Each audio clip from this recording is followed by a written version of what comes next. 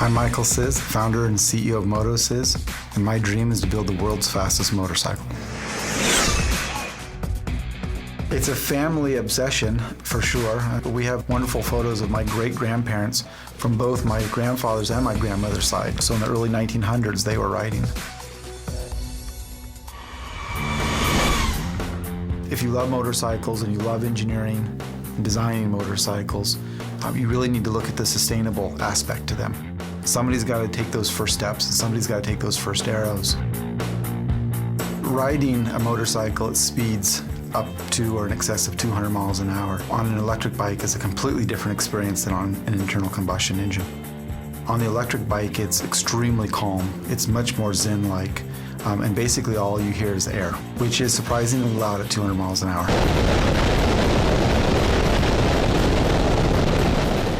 Basically every year we need to create a new motorcycle that's better and faster than the previous year. We're not here simply to make motorcycles that aren't aesthetic as well.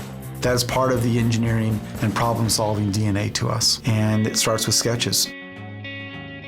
Michael comes to us with these beautiful sketches of his visions of how it should work and look, the colors, the shapes, and we've got to take that and add in all of the aerodynamics and mechanical forces that we then have to deal with on a bike.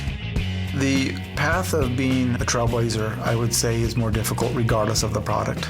If it's a product that's replacing something of legacy, it's even more difficult. It's not like we can call the company that's been making pistons for 100 years and they can help us with the formulation of raw material and the methodology and the heat treating and all the small refinements that they've done over the last 50 years and ask them, how can we apply that to batteries? It doesn't apply. At that point, there's a heavy burden on the software, SolidWorks in our case.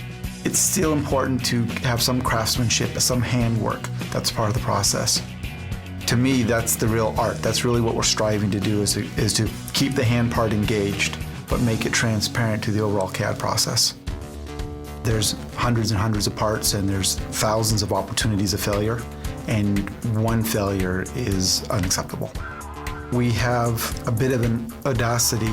We dream big, think big, and want to take the big step. You need the tools of the powerful modeling programs like SolidWorks to do that. Michael came to us and he said, listen, we're overweight on the bike.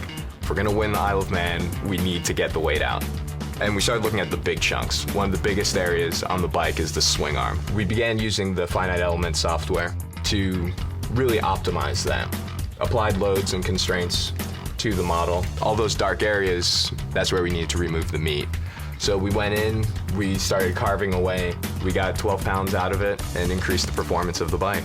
Michael approached me and he said, I've been thinking about the suspension on the bike and I want to do something novel. I'd like to look into taking the springs and dampers and moving them up to where the tank would be on a normal motorcycle, because we don't have gas, so what are we going to put there, right? So we talked about putting the suspension up there. The SolidWorks software really helped us to approach it very quickly.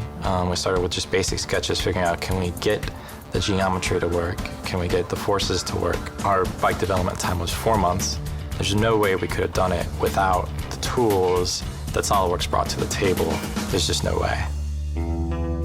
SolidWorks has allowed us to basically go down this clean sheet path and come out on the other side of it with a bike that literally goes together first try, which is amazing.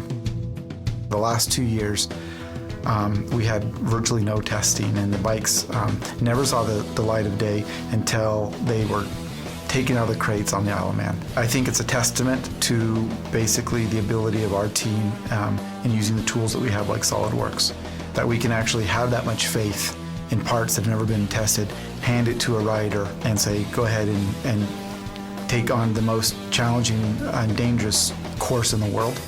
Last year we won the Isle of Man for the second time, and before MotoCzysz won the Isle of Man, the last American bike to win at the Isle of Man was an Indian in 1911. To stand there and see your bike come up the road that some of the greatest racers in history have come up and cross that finish line, to recognize it as your bike and your rider, it's overwhelming. It's not to the same degree of having a birth, but it's really close.